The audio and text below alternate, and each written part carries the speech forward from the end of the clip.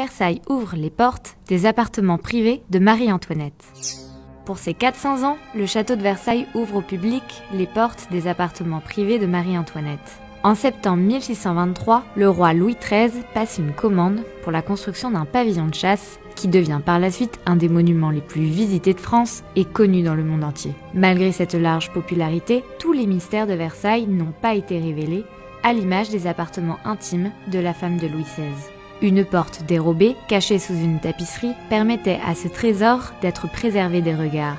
Ces appartements sont composés de chambres, d'un boudoir, d'une bibliothèque et d'un cabinet de billard où la reine venait se reposer des tumultes de la cour. Havre de paix et d'intimité, ces appartements furent également les témoins d'épisodes sombres.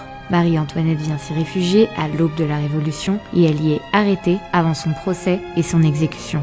Il a été largement rénové et repensé afin de retranscrire fidèlement cette période historique. L'ouverture est prévue pour le mardi 27 juin 2023. Les objets, eux, ils sont les vrais témoins vivants de cette époque, c'est-à-dire ce sont vraiment des chaises de l'époque de Marie-Antoinette, des meubles qui lui ont appartenu, les pendules, les flambeaux, les bras de lumière. C'est ce qui est fascinant dans un lieu comme Versailles, c'est qu'on est à la fois un monument et un musée avec des collections qui, elles, sont de vrais témoins.